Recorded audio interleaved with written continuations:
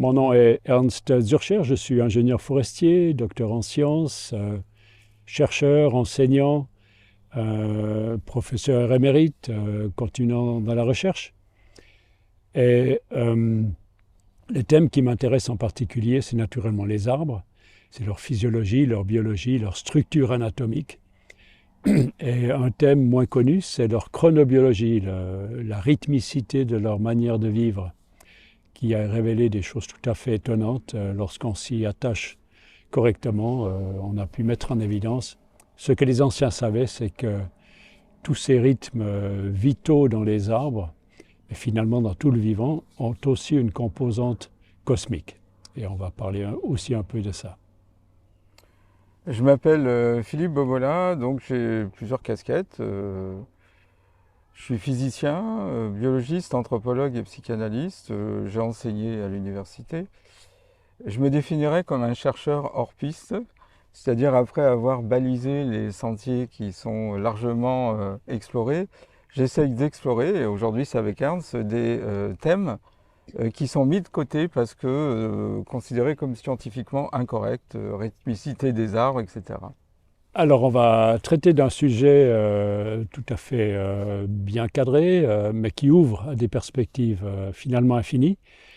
C'est les arbres dans la mythologie, dans les mythologies. Les arbres dans ce que d'anciennes cultures considéraient comme étant la structure du monde. Et dans cet échange qu'on va avoir ici, on aura 4 grands domaines qu'on va aborder qui sont de l'ordre de la compétence, soit de l'un, soit de l'autre de nous deux. Le domaine de la biologie, le domaine de la physique, le domaine de l'anthropologie et le domaine de la psychologie, psychanalyse.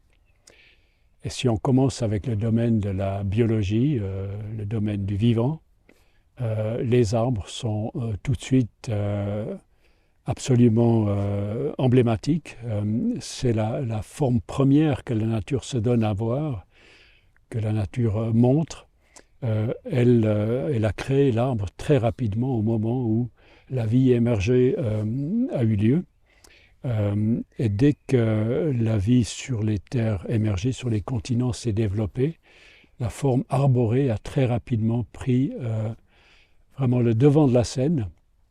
C'était des fougères arborescentes, des prêles arborescentes, et toutes ces espèces archaïques ont tout de suite été gigantesques, étaient des arbres. Et par la suite, ces familles d'arbres, les résineux, surtout le groupe des conifères, des feuillus, se sont diversifiés et ont donné des essences annuelles à biologie beaucoup plus rapide. Oui, un des premiers arbres, c'est le ginkgo biloba, qu'on appelle aussi l'arbre aux 50 écus.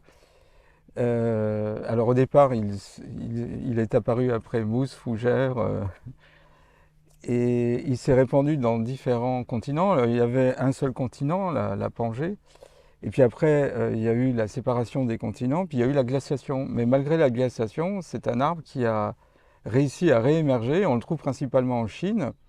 Alors, on l'utilise beaucoup pour les problèmes circulatoires. Il permet d'agir sur la microcirculation, comme l'écorce de mélèze. Et on peut arriver à soigner, grâce à cet arbre, sur la circulation. La vie, c'est la circulation, donc c'est lui-même a un système circulatoire, c'est assez étonnant, hein, avec la sève qui monte, qui descend. Donc, on a une biologie qui est proche de la nôtre sur ces deux aspects essentiels, la circulation, la vie, échange et circulation. L'arbre a besoin d'eau, comme nous avons besoin d'eau. Il utilise le gaz carbonique et grâce à la lumière qu'il capte grâce à ses feuilles, eh bien, il peut faire réagir le gaz carbonique et l'eau pour donner des sucres importants pour la plante et pour l'arbre, notamment la cellulose. Ça s'appelle une photosynthèse. Et un alchimiste dirait que c'est un creuset de transmutation, puisqu'on transmute la lumière du soleil en matière organique qui permet à l'arbre de se construire. Alors ça me rappelle une anecdote. Il y a quelques années, j'expliquais à un petit cousin ce qu'était la photosynthèse. Et il m'a répondu, bah, quand on mange une salade, on mange du soleil. Il avait compris que la feuille thésaurise la lumière que le soleil nous envoie. Et au lieu de la perdre, qu'elle soit dispersée, elle est transformée en molécules sucrées et elle libère de l'oxygène. Donc l'arbre et l'homme sont complémentaires puisque l'arbre a besoin de gaz carbonique et rejette de l'oxygène et nous on a besoin d'oxygène, on rejette le gaz carbonique. Donc c'est une première loi de l'univers, c'est la complémentarité. On n'est pas en compétition en train de pomper l'oxygène. L'oxygène de l'un est utilisé pour du gaz carbonique et vice-versa. Donc c'est vraiment complémentaire. C'est magnifique cette complémentarité. Pour revenir au ginkgo biloba, c'est une essence qu'on croyait disparue, qui avait pratiquement disparu de la surface de la Terre.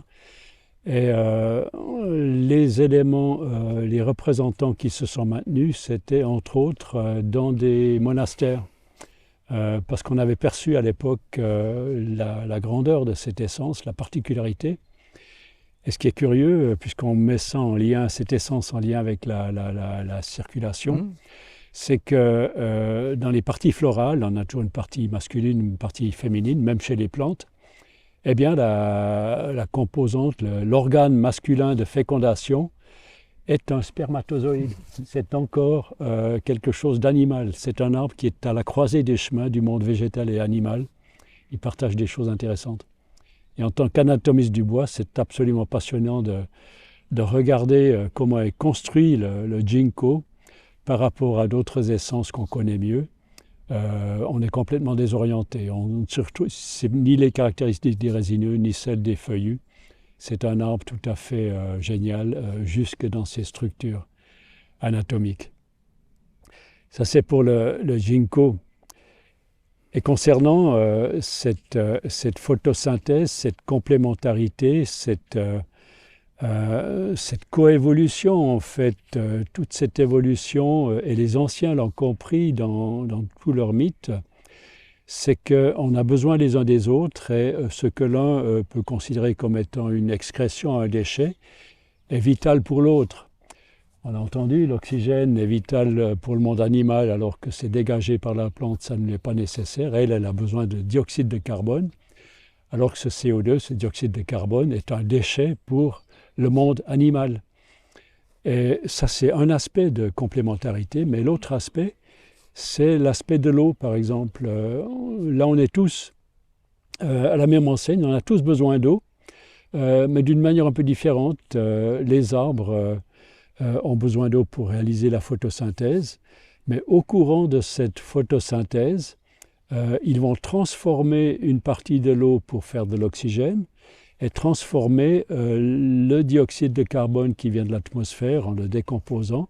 Et l'oxygène de ce dioxyde de carbone va permettre de fabriquer de l'eau nouvelle. Et là, on est devant une nouvelle ouverture scientifique aussi. Quelles sont les propriétés de cette eau nouvelle, nouvellement formée par l'arbre lors de la photosynthèse, de l'eau vierge qui n'a encore jamais circulé. Donc on a deux types d'eau, de l'eau vivante, de l'eau circulante et de l'eau en état natif. Et là, on a une première question énorme qui s'ouvre. Quelles sont peut-être les propriétés médicinales d'une telle eau? Quand on sait que l'oxygène est essentiel à la vie, cette eau ne l'est-elle pas aussi? Ah oui, tout à fait. Paul Valéry disait que l'arbre est un temps qui se montre, mais avec l'eau que l'arbre est capable de fabriquer et de conserver, c'est aussi un conservateur de temps. Donc cette eau, elle doit avoir des propriétés assez intéressantes, puisqu'elle a été formée il y a des siècles. L'eau est essentielle chez l'arbre. D'ailleurs, la montée de l'eau détermine la hauteur des arbres. On ne peut pas aller au-delà aux alentours de 120 mètres, c'est les séquoias. Parce qu'il y a un filet d'eau continu et à un moment donné, les pressions feraient que le filet se casse et donc il n'y aurait pas de possibilité pour l'eau d'aller jusqu'aux feuilles. Et donc c'est incroyable, c'est que 99% de l'eau que l'arbre va pomper, c'est pareil pour la plante, sera évaporée, on appelle ça l'évapotranspiration. Et donc c'est pas n'importe quelle vapeur d'eau, c'est une vapeur d'eau imprégnée d'un arbre, d'une feuille. Et peut-être qu'on ne s'est pas rendu compte que c'est pas simplement de l'eau comme on peut en fabriquer dans un laboratoire de chimie, une eau neutre, c'est une eau qui est vivante. Voilà.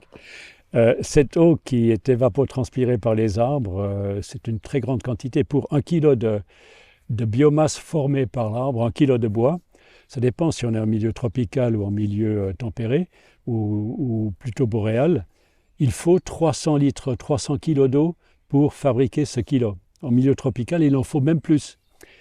Et ce qui est intéressant, c'est que cette eau, elle monte en spirale dans cet arbre.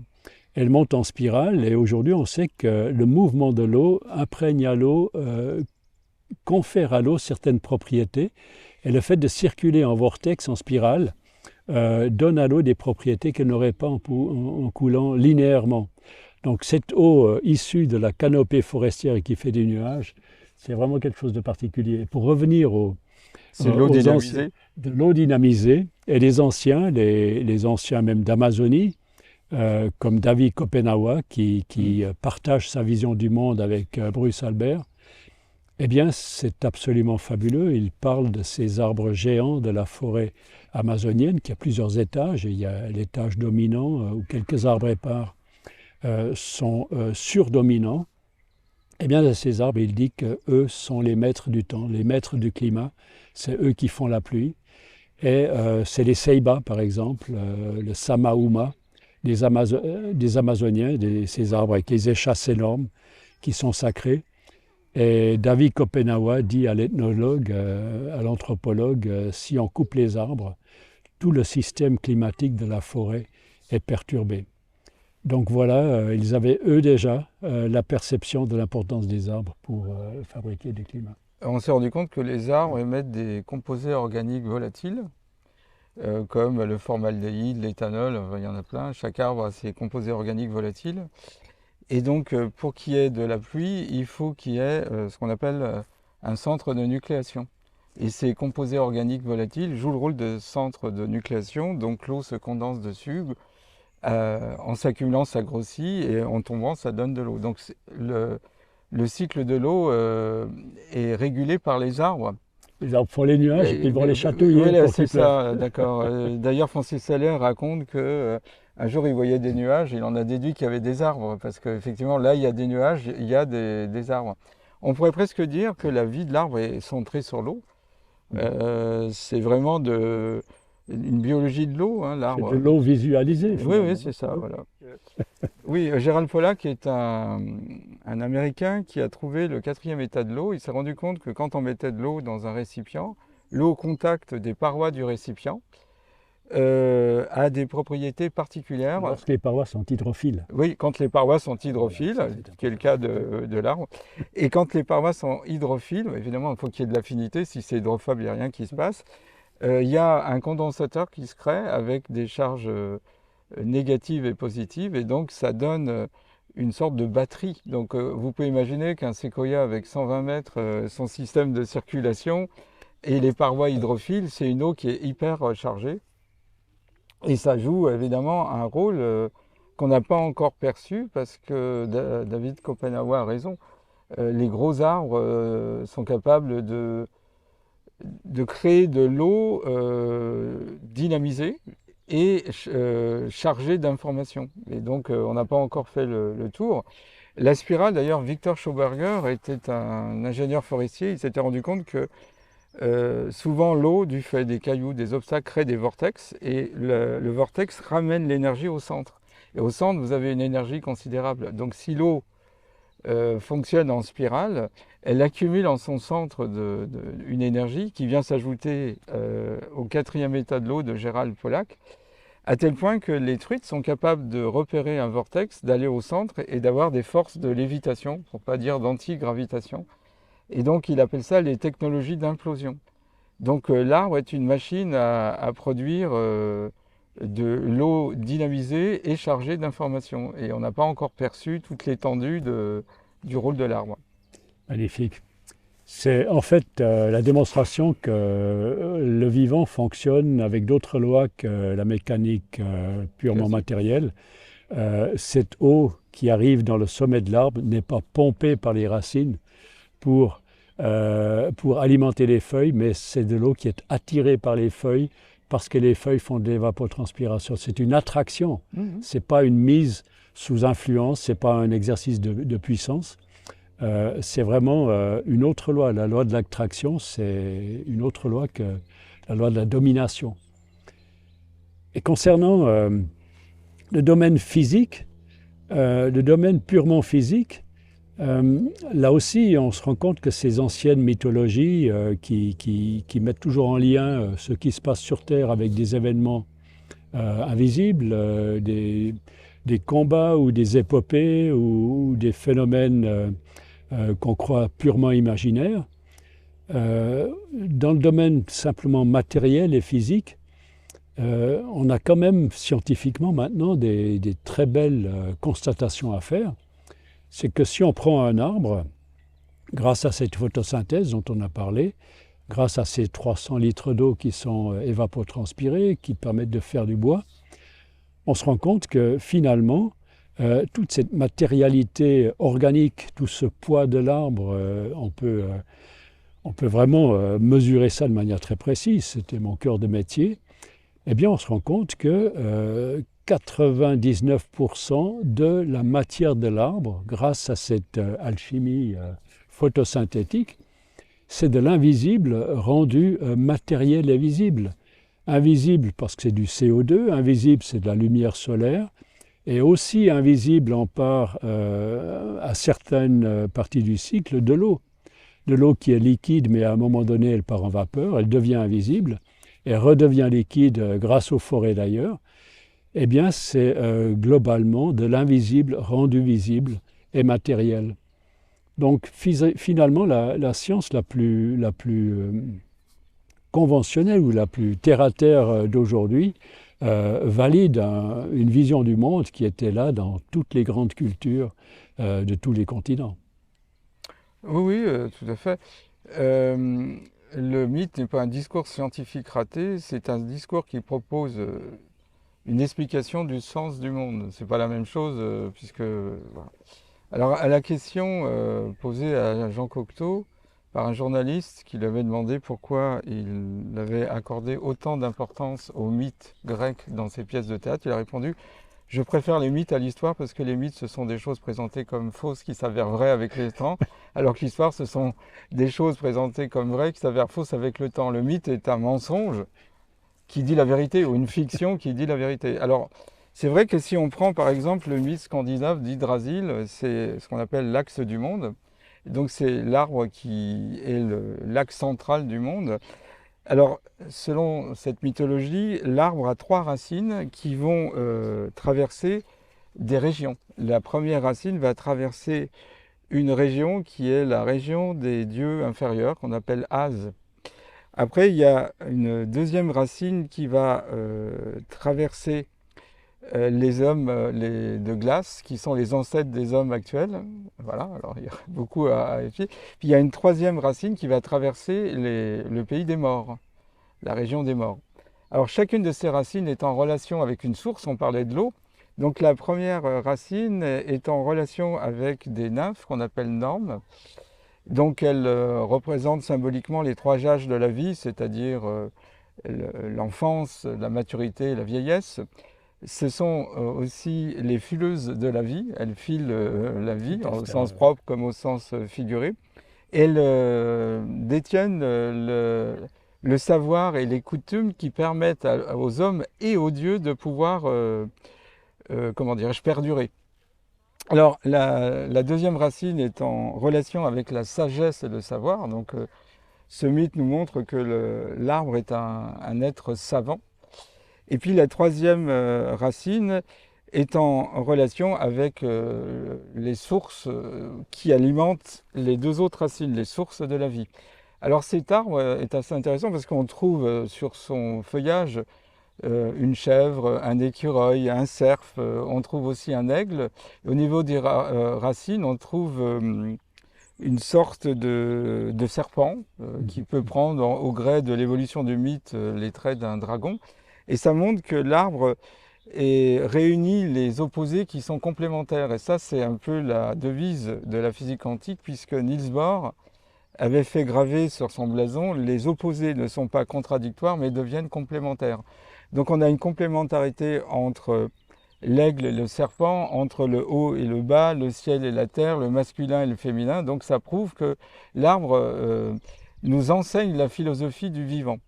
Alors il y a une discipline qui s'appelle le biomimétisme. On a essayé de comprendre la philosophie du vivant. Premièrement, la source principale utilisée, c'est le soleil, ce que fait l'arbre, puisque photosynthèse et les plantes. Deuxièmement, l'arbre n'utilise que ce dont il a besoin. L'arbre adopte la structure à la fonction, on reviendra là-dessus. L'arbre recycle tout. Il parie sur la biodiversité. Il récompense la coopérativité. Il exige une expertise locale. Et donc chaque arbre a un côté médicinal. Les animaux s'y trompent pas, puisque les chimpanzés sont capables d'aller chercher des feuilles en bas de l'arbre, au milieu ou à la canopée, en fonction des problèmes de santé qu'ils ont. L'arbre utilise les accidents pour innover et il se contrôle de l'intérieur. Donc l'arbre représente toutes ces fonctions. Alors ce qu'on n'a peut-être pas encore saisi, c'est que la lumière a été responsable des structures.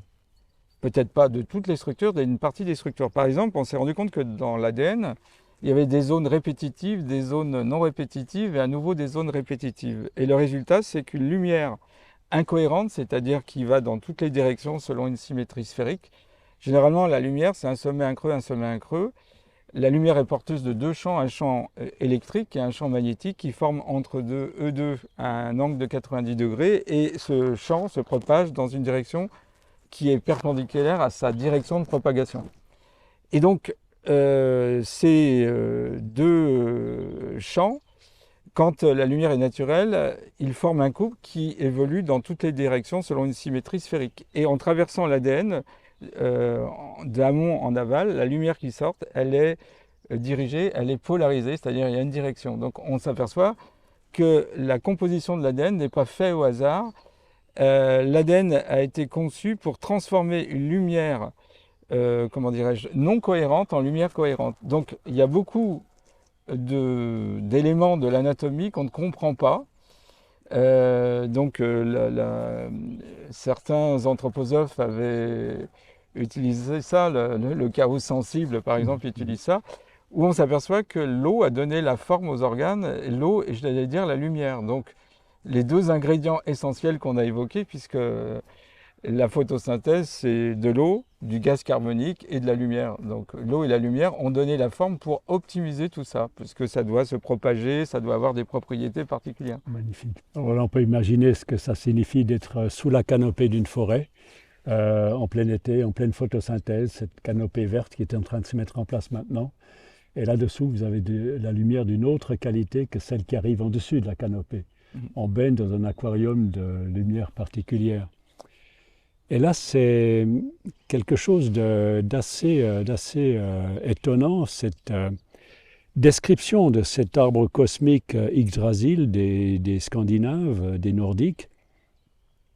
C'est qu'on retrouve une description assez similaire en Amazonie. Apparemment, c'est très très éloigné, des cultures très différentes. C'est chez les Shipibo-Konibo.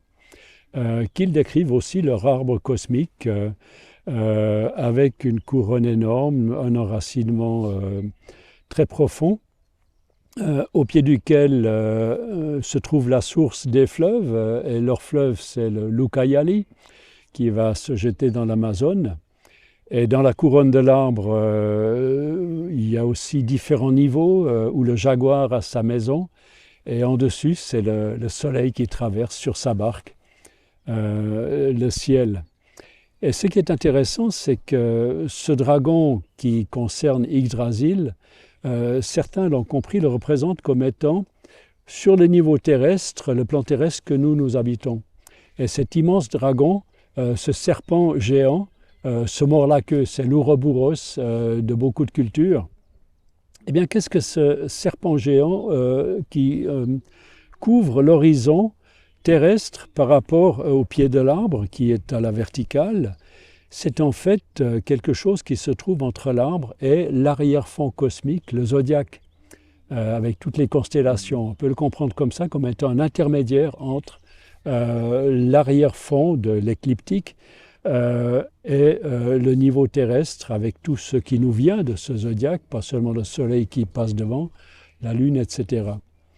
Eh bien, chez les Shipibo-Konibo, la représentation de cet arbre cosmique est aussi, contient aussi la représentation d'un serpent géant qui chez eux s'appelle l'anaconda ou encore un autre nom. Ronin, l'anaconda géant. Exactement, l'anaconda géant. Ben, cette légende d'un serpent, on la retrouve également chez les aborigènes australiens. Curieusement, dans ce continent, il n'y a pas de serpent, mais ils nous parlent d'un serpent arc-en-ciel qui a les couleurs complètes de la lumière visible, du rouge au bleu, et ce serpent tourne autour de la Terre. Et quand il sent qu'un territoire est prêt, alors ça veut dire quoi être prêt pour un renouveau spirituel, il se pose, et généralement il y a un renouveau civilisationnel. Et donc il s'est posé, selon la légende, à plusieurs reprises, et puis il a fini par se poser en Australie, où il a créé un renouveau. Alors cette notion de serpent, ça représente symboliquement aussi le temps. On la retrouve dans l'Égypte antique avec le serpent Apopis qui accompagne le voyage du mort dans l'au-delà. On le retrouve également en Inde, Sesha, le serpent aux 1000 têtes. Donc la notion de serpent qu'on a vu au niveau de l'Hydrasil est assez intéressant parce que c'est à la fois le symbole du temps et puis le serpent mute et donc il enlève sa peau régulièrement, qu'il renouvelle comme s'il enlevait son passé. Alors ça m'amène à parler évidemment du serpent du jardin d'Éden puisque Adam et Ève étaient dans un jardin merveilleux, ils vivaient un âge d'or et puis il y avait un interdit.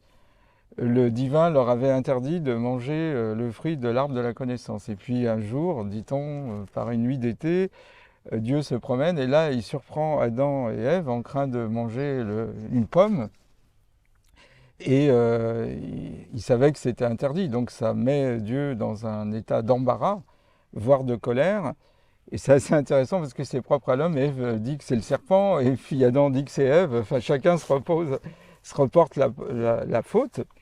Et puis finalement, ils sont chassés du jardin d'Éden. Tu travailleras à la sueur de ton front, tu accoucheras dans la douleur. On a l'impression que c'est la chute originelle auquel l'homme et l'humanité est soumise. Moi, j'ai une autre interprétation. Dans le jardin d'Éden, il y a l'arbre de la connaissance, mais il y a également l'arbre de la vie.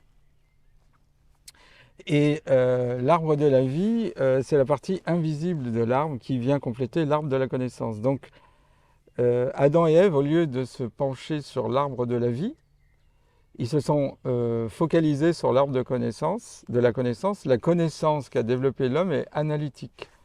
Ça vient du grec ancien ana, qui signifie le très-haut, le divin, l'inaccessible, et l'isos, c'est se couper. Ils se sont coupés du haut, c'est-à-dire en détournant leur regard de l'arbre de la vie, qui venait compléter l'arbre de la connaissance. Ils ont oublié la connaissance de l'arbre de la vie, qui est une connaissance que les poètes, les artistes connaissent, c'est l'analogos, c'est-à-dire l'analogie avec le haut. Et ils ont plongé dans l'analyse, qui est la méthodologie de la science, qui se veut être une approche analytique de la nature, qui a fragmenté, découpé. Et avec le temps, on a complètement oublié l'arbre de la vie. Donc, dans cette scène, premièrement, ils se rendent compte qu'ils ne sont pas divins, ils ont oublié qu'ils ont une essence divine. Ils ont pris conscience de leurs différences, donc ils ont oublié leur essence énergétique commune. Et puis, ils se sont auto-chassés du jardin d'Éden. Ça change la version qu'on a, puisque on n'est pas chassé, c'est l'homme qui s'est auto-chassé en oubliant l'arbre de la vie. Donc ça, c'est aussi une propriété qu'on trouve dans la physique quantique, que tout objet quantique, alors j'appelle objet quantique un atome, une particule, une molécule, on commence à voir des cellules qui ont un comportement quantique. Il y a une double dimension, une dimension corpusculaire et une dimension ondulatoire. L'arbre n'échappe pas à la règle, il a une dimension invisible. Et les peuples traditionnels l'ont bien compris parce qu'ils parlent de forêt invisible, de forêt sacrée. Et la forêt sacrée, la forêt invisible, elle est aussi importante pour les peuples traditionnels que la forêt incarnée. Donc il y a des rituels qui honorent la forêt invisible, qui est, selon beaucoup de peuples traditionnels, pour ne pas dire tous les peuples traditionnels, la vraie cause de ce que nous vivons ici. Donc, dans la crise que nous vivons, les peuples de la Sierra Nevada Santa Marta disent qu'à Luna, c'est le terme des Kogi, c'est un espace-temps où nos pensées ont été projetées, à Luna a été polluée. Donc, pour arriver à sortir de cette crise, il faut arriver à purifier nos pensées, à dépolluer. Et donc, il y a des chants, il y a des danses qui permettent de purifier à Luna. Et quand la Luna sera purifiée, la cause de ce que nous vivons ici repartira. Alors ça, c'est intéressant de modéliser l'univers ainsi, parce que nous vivons dans un espace-temps incarné, et il y a un autre espace-temps où le temps s'écoule différemment, et quand en physique vous avez une même grandeur à des valeurs différentes, il se passe quelque chose. Quand vous avez du chaud et du froid, il y a un transfert thermique qui va du chaud vers le froid, et qui amène au bout d'un certain temps les deux sources à évoluer et à atteindre la même température. De même, quand vous avez une charge positive, une charge négative électrique, vous avez un champ électrique qui va du plus vers le moins, et on pourrait multiplier les exemples avec des différences de pression, etc.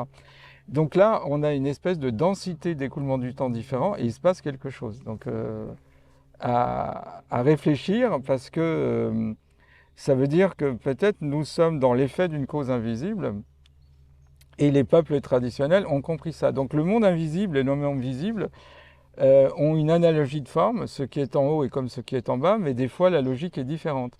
Alors, ce qui est frappant quand on regarde les écrits védiques, Ashvata, qui est un arbre inversé, et on trouve ça chez les peuples précolombiens, par exemple chez les Mayas, il y a souvent un arbre inversé.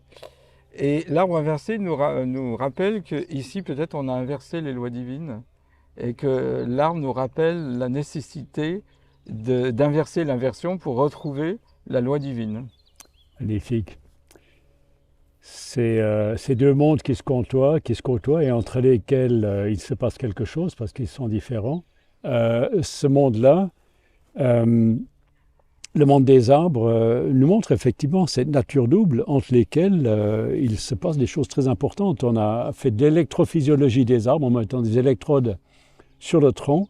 Grâce au fait qu'il est enraciné dans la terre et dans le ciel, il y a vraiment des courants électriques qui pulsent de l'un à l'autre. Dans les rythmes cosmiques, la Lune est l'un des modulateurs de cette pulsation. Et ça, c'est déjà une chose tout à fait réelle. Lorsqu'on se trouve dans une forêt, l'impression du temps qui passe est différente que lorsqu'on se trouve dans un monde urbain, par exemple, un monde animé qui n'est fait que d'humains et de matériel non vivant. D'être dans cette matrice forestière nous fait vivre le temps différemment parce qu'on est dans un autre genre de champ spatio-temporel, pourrait-on dire. Et concernant les arbres qui nous permettent de comprendre les choses, comme ces anciennes cultures, ces anciens sages l'ont compris, c'est une réalité qui va jusque dans le nom des choses. Les druides, par exemple, donc c'était à la fois des astronomes, des médecins, des gens qui connaissaient le monde des plantes de manière parfaite. Les druides avaient un nom qui signifiait ça. Ça vient de Drus. Drus, c'est l'arbre, le chêne. La dryade, ça vient aussi du chêne. Et Weed, c'est le mot qui signifie savoir, wissen en allemand. Beaucoup de racines indo-européennes se retrouvent dans ces anciens langages, et dans le nôtre aussi. Donc c'était des sachants grâce au chêne, des sachants grâce à l'arbre. Et là, concernant le message des Kogi, de la Santa Marta, qui comprennent qu'il y a du travail à faire dans l'invisible aussi, la première chose, c'est de prendre conscience que la forêt, c'est effectivement un être visible, mais qui n'abrite pas que du végétal, il abrite aussi de l'animal et du champignon. C'est un triple F en fait, c'est la flore, la faune et la fonge. Et ce qu'on comprend aujourd'hui de plus en plus, c'est que c'est une interaction permanente entre la flore, la faune et le champignon, sous la loi de la coévolution. Aucun n'est là par lui-même, pour lui-même, il est là grâce à l'autre et pour l'autre. Et cette coévolution nous fait prendre conscience de l'importance de la richesse en espèces végétales, animales. Plus un milieu est riche en espèces, plus il est puissant, plus il a de connexions avec le monde. On a aujourd'hui un livre fabuleux qui vient de sortir qui s'appelle « Un monde immense » de Ed Yong, un Américain qui vient de sortir ce monde, et il montre à quel point les animaux ont tous pour leur espèce une perception extrêmement fine qui va beaucoup plus loin que la nôtre du monde. Et maintenant on comprend cette forêt qui abrite ces animaux, qui envoie ces animaux dans le monde et qui les rappelle, c'est des ambassadeurs en fait, c'est des organes d'essence de la forêt. Eh bien la forêt perçoit le monde d'une manière fabuleuse dont on a à peine idée. Et là il y a encore un autre parallèle qu'on peut faire qui met en lumière le contraste de cette manière analytique de comprendre les choses ou bien la manière analogique ou plutôt synthétisante ou qui relie les polarités. C'est un chapitre d'un livre, d'une Bible de la botanique qu'on utilise dans la formation des botanistes.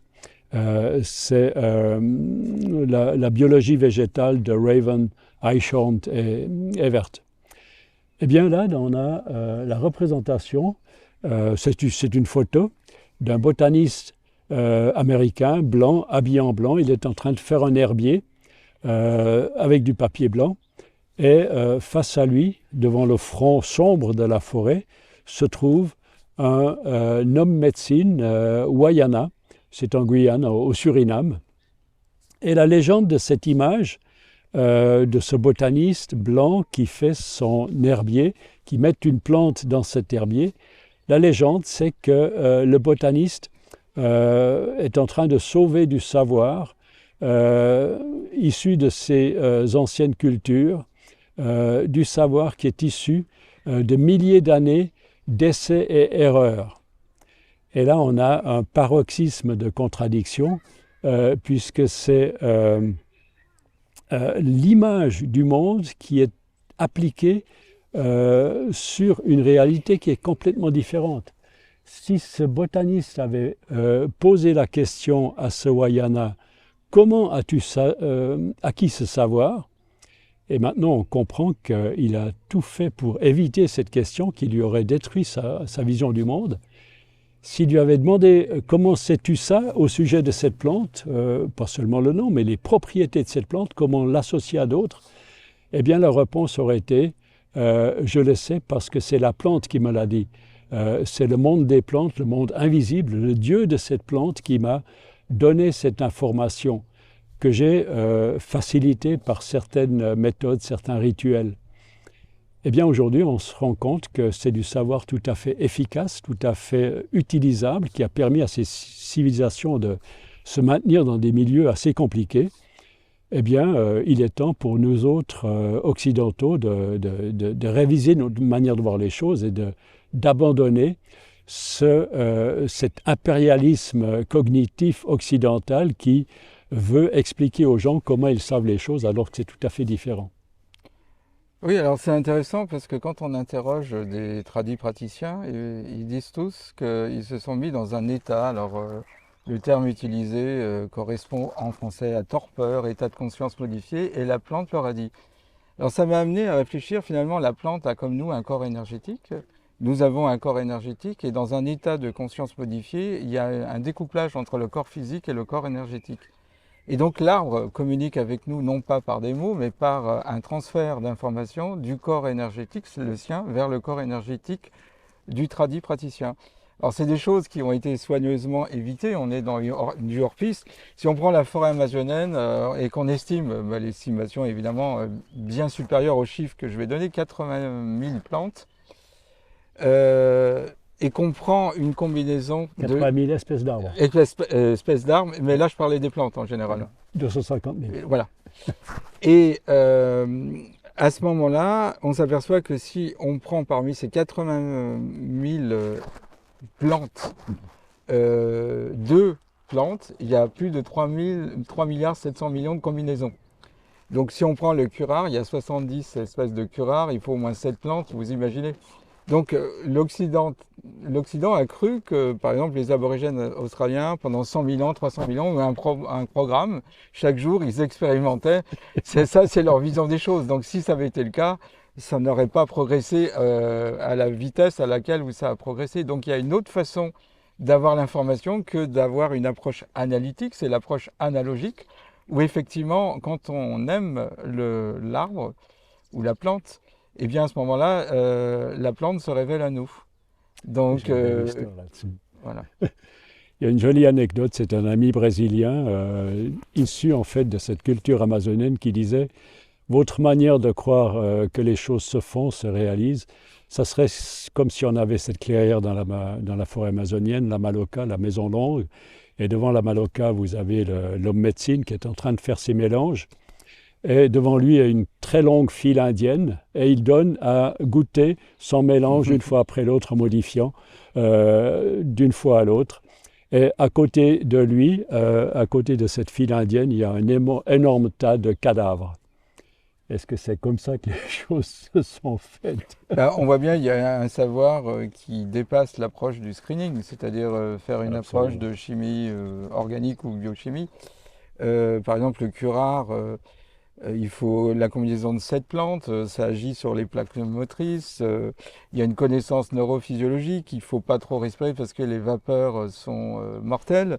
En plus, quand on en met sur la peau, on ne craint rien, il faut que la flèche imprégnée de curare traverse. Enfin, il faut beaucoup d'expérimentation, et en plus, il y a 70 espèces de curare. Donc on voit bien que ce raisonnement ne tient pas la route. C'est une façon pour l'Occident de se rassurer en disant ils ont eu plus de temps que nous, puisque si on regarde au bas mot, la science a quoi 3 siècles, 2 siècles vraiment d'existence. Et puis c'est vraiment au cours du 19e, 20e siècle qu'elle a pris une tournure beaucoup plus rationnelle que ses débuts, ce qui est normal. Donc ça ne tient pas vraiment la route. Il faut bien se rendre compte qu'il y a différentes façons d'avoir la connaissance. Alors ça me fait penser à une anecdote. Saint Augustin avait compris ça. Il disait: quand on aime une pierre, on devient cette pierre. Quand on aime une chose, on devient cette chose. Et il ajoutait: alors que se passe-t-il si j'aime Dieu? Je n'ose répondre à la question par peur de me faire lapider. Donc ça c'est intéressant. Alors je voudrais ajouter quand même, il y a eu il y avait un volet psychanalytique dans l'inconscient des philosophes et des penseurs. Il y a eu l'idée de structurer la connaissance comme un arbre. Par exemple, Descartes envisage l'arbre de la connaissance, donc les racines c'est la métaphysique, le tronc c'est la physique, et puis les branches qui vont se déployer, à l'époque il y en avait 3, c'était la médecine, la morale et la mécanique. Alors Raymond Lull, qui était un alchimiste catalan du XIIIe siècle et philosophe, lui considérait qu'il y avait l'arbre de la connaissance. Alors il voyait la connaissance divine et la connaissance logique.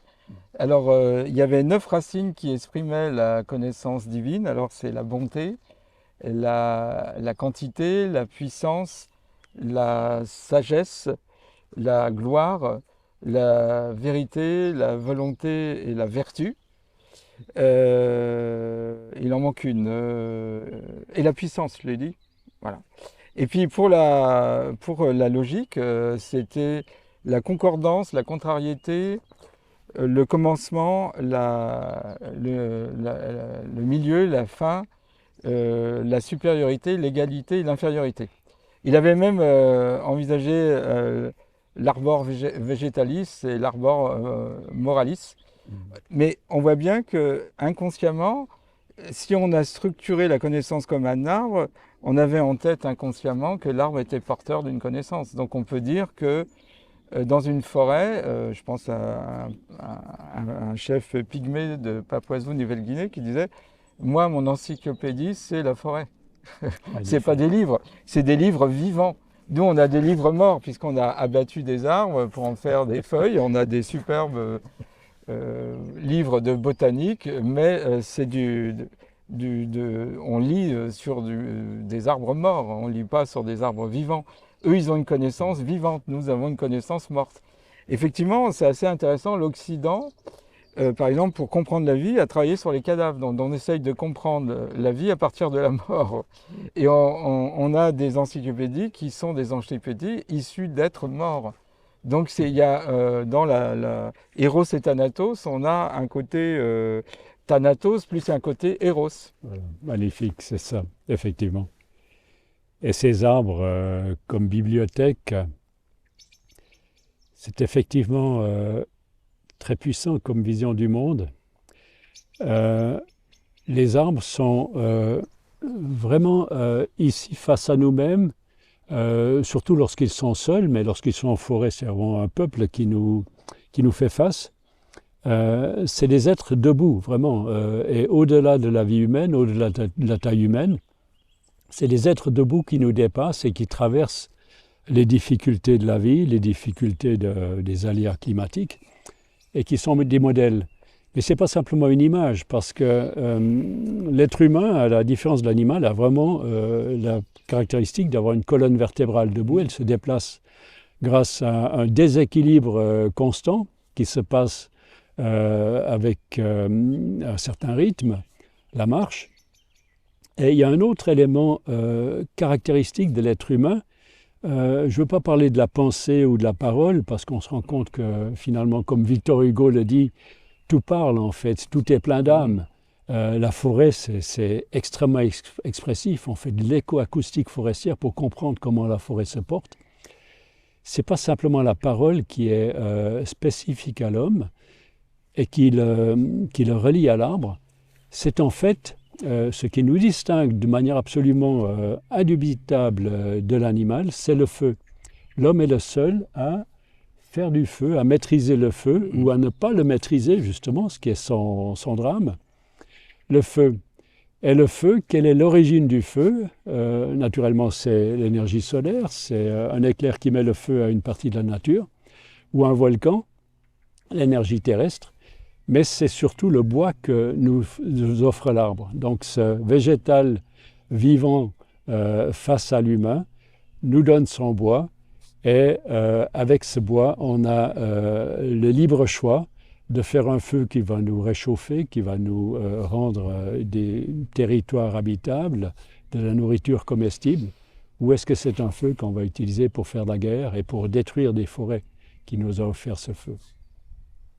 Novalis disait que l'arbre ne peut être qu'une flamme grimpante, l'animal une flamme errante et l'homme une flamme parlante. Voilà, il parle beaucoup. Mais en t'écoutant, je disais qu'on pourrait dire que l'arbre est évidemment sédentaire, certains diraient tétraplégique, mais avec ces insectes, ces animaux, il a des membres. Voilà, et donc il a presque une délocalisation, une ubiquité, c'est-à-dire qu'il a je reprends ton expression, des ambassadeurs qui vont sonder en permanence.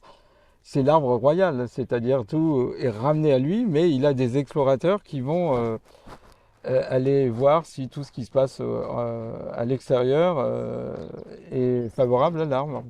Et puis il y a les racines du sol. Alors effectivement, Amplédoc d'Agrigent avait compris que l'arbre est un arbre inversé.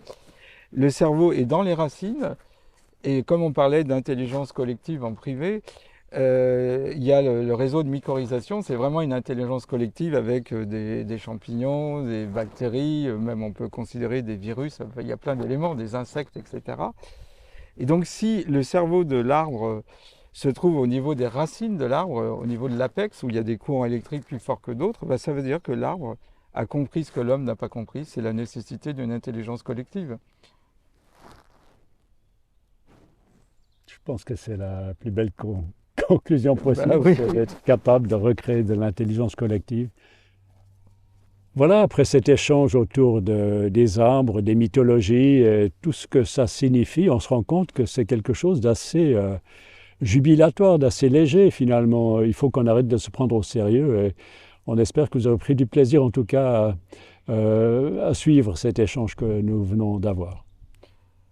Moi, j'ai pris beaucoup de plaisir à échanger avec toi, comme d'habitude. J'espère que cette émission vous aura plu. Et peut-être la prochaine fois que vous irez en forêt, vous considérerez que C'est une cathédrale d'êtres vivants qui communiquent avec vous et à vous de savoir communiquer avec eux.